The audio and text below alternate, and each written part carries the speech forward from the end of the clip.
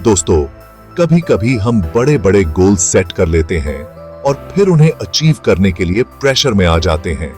लेकिन tension not, बड़े goals को छोटे छोटे अचीवेबल टास्क्स में तोड़ दो।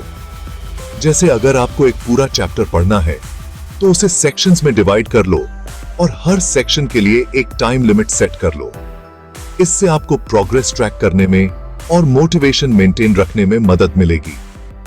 इमेजिन करो, आप एक केक खा रहे हो।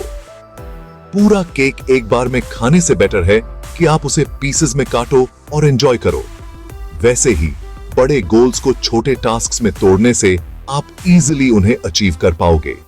और हर छोटा टास्क कंप्लीट करने के बाद खुद को रिवॉर्ड देना मत भूलना।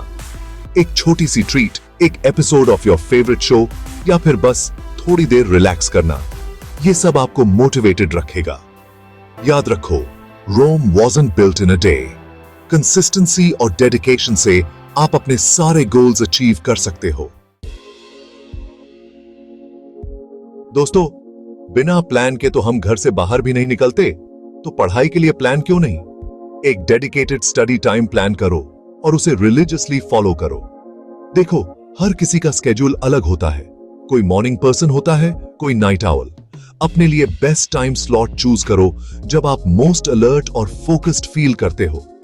और हां, डिस्ट्रैक्शंस को दूर भगाओ। फोन को साइलेंट मोड पे डाल दो, सोशल मीडिया से ब्रेक ले लो और फैमिली मेंबर्स को बता दो कि आपको डिस्टर्ब नहीं करना है। एक बार जब आप स्टडी मोड में आ जाओ तो उसे सीरियसली लो। डेडिकेटेड स्टडी टाइम से आप डिस्ट्रैक्शंस को अवॉइड कर पाओगे और अपने स्टडीज पे कंसंट्रेट कर पाओगे।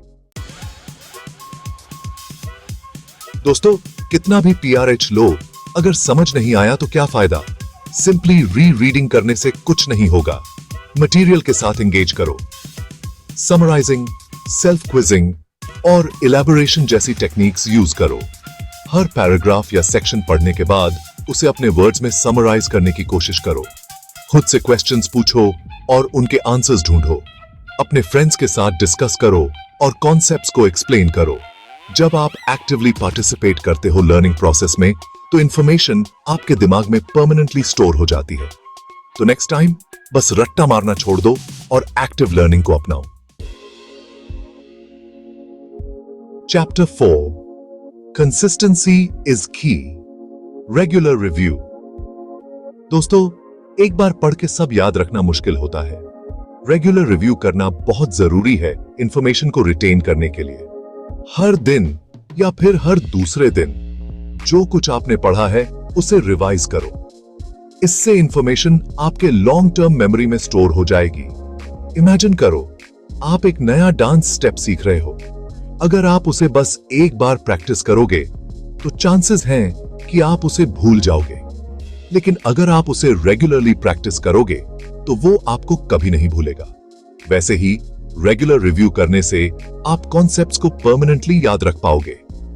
तो नेक्स्ट टाइम पढ़ाई को लास्ट मिनट पे छोड़ने की बजाय रेगुलर रिव्यू करो और स्ट्रेस फ्री रहो। चैप्टर 5, खुद को टेस्ट करो, एक्टिव रिकॉल। दोस्तों, बस पढ़ते रहने से काम नहीं चलेगा। खुद को टेस्ट करना भी उतना ही जरूरी है। एक्टिव रिकॉल एक पावरफुल टेक्निक है जिससे आप अपने नॉलेज को टेस्ट कर सकते हो और वीकनेसेस आइडेंटिफाई कर सकते हो। फ्लैश कार्ड्स, प्रैक्टिस क्वेश्चंस या फिर पास्ट पेपर सॉल्व करो। इससे आपको पता चलेगा कि आपको कौन से एरियाज में और ज्यादा प्रैक्टिस की जरूरत है। इमेजिन करो, आप क्रिकेट मैच खेल रहे हो। अगर आप बस प्रैक्टिस नेट्स में बैटिंग करोगे तो आपको रियल मैच प्रेशर का एक्सपीरियंस नहीं होगा। वैसे ही एक्टिव रिकॉल आपको एग्जाम कंडीशंस के लिए प्रिपेयर करता है और कॉन्फिडेंस बूस्ट करता है। तो नेक्स्ट टाइम खुद को टेस्ट करने से मत घबराओ, ये आपकी मदद करेगा। चैप्टर 6, स्पेस्ड रेपिटेशन, याद रखने का फॉर्मूला। दोस्तों, क्या आप जानते हो कि हम टाइम के साथ इंफॉर्मेशन भूल जाते हैं, लेकिन स्पेस्ड रेपिटेशन टेक्निक से आप इससे अवॉइड कर सकते हो। मटेरियल को इंक्रीजिंगली लॉन्गर इंटरवल्स पर रिव्यू करो।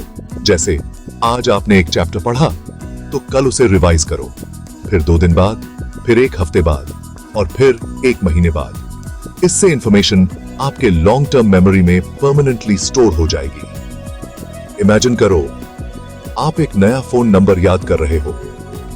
अगर आप उसे रिपीटेडली डायल करोगे तो वो आपको जल्दी याद हो जाएगा।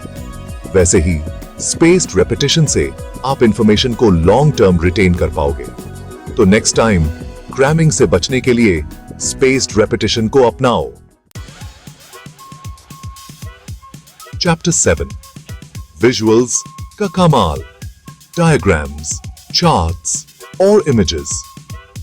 दोस्तों, कभी कभी टेक्स्ट हैवी टॉपिक्स को समझना मुश्किल हो जाता है। ऐसे में विजुअल्स आपकी हेल्प कर सकते हैं। डायग्राम्स, चार्ट्स और इमेजेस से कॉम्प्लेक्स कॉन्सेप्ट्स को इजीली समझा जा सकता है। इमेजिन करो, आपको ह्यूमन बॉडी के इंटरनल ऑर्गन्स के बारे में पढ़ना है। टेक्स्ट में पढ़ने से बेटर है कि आप एक डायग्राम देखो, जिससे आप इजीली ऑर्गन्स की पोजीशन और फंक्शन समझ पाओगे। विजुअल्स इंफॉर्मेशन को मोर एंगेजिंग और मेमोरेबल बनाते हैं। तो नेक्स्ट टाइम बोरिंग टेक्स्ट से बचने के लिए विजुअल्स का सहारा लो। चैप्टर 8 नींद पूरी तो याददाश्त स्ट्रॉन्ग, गेट इनफ स्लीप। दोस्तों, पढ़ाई के चक्कर में नींद को इग्नोर मत करो। एडिक्वेट स्लीप मेमोरी कंसोलिडेशन और लर्निंग के लिए बहुत जरूरी है। जब आप सोते हो तो आपका ब्रेन इंफॉर्मेशन प्रोसेस करता है और उसे लॉन्ग टर्म मेमोरी में स्टोर करता है। इमेजिन करो, आपने एक कंप्यूटर में बहुत सारा डेटा सेव किया है, लेकिन अगर आप उसे प्रॉपर्ली शट डाउन नहीं करोगे तो डेटा करप्ट हो सकता है। वैसे ही प्रॉपर स्लीप लेना आपके ब्रेन को इंफॉर्मेशन स्टोर करने और प्रोसेस करने का टाइम देता है। तो next time late night studies से बचने की कोशिश करो और अपनी नींद पूरी करो। चैप्टर 9 ऑर्गेनाइज्ड राहो, स्ट्रेस फ्री। राहो, स्टे ऑर्गेनाइज्ड। दोस्तों, क्या आपके स्टडी टेबल पे हमेशा बुक्स और नोट्स बिखरे रहते हैं? याद रखो, अ क्लटर्ड डेस्क इक्वल्स अ क्लटर्ड माइंड। सारे स्टडी मटेरियल्स इंक्लूडिंग नोट्स और स्केड्यूल्स को ऑर्गेनाइज्ड और इजीली एक्सेसिबल रखो। फोल्डर्स, लेबल्स और हाइलाइटर्स यूज करो अपने नोट्स को ऑर्गेनाइज करने के लिए। इमेजिन करो, आप एक लाइब्रेरी में हो जहां बुक्स रैंडमली शेल्फ्स पे रखी हुई हैं। कितना डिफिकल्ट होगा आपके लिए डिजायर्ड बुक ढूंढना। वैसे ही ऑर्गेनाइज्ड रहने से आपका टाइम बचेगा और आप स्ट्रेस फ्री रह पाओगे। तो नेक्स्ट टाइम पढ़ाई शुरू करने से पहले अपने स्टडी स्पेस को ऑर्गेनाइज करना मत भूलना। चैप्टर 10 ब्रेक लेना जरूरी। हाय, टेक ब्रेक्स। दोस्तों, पढ़ाई के प्रेशर में खुद को मत डालो। रेगुलर ब्रेक्स लेना बहुत जरूरी है।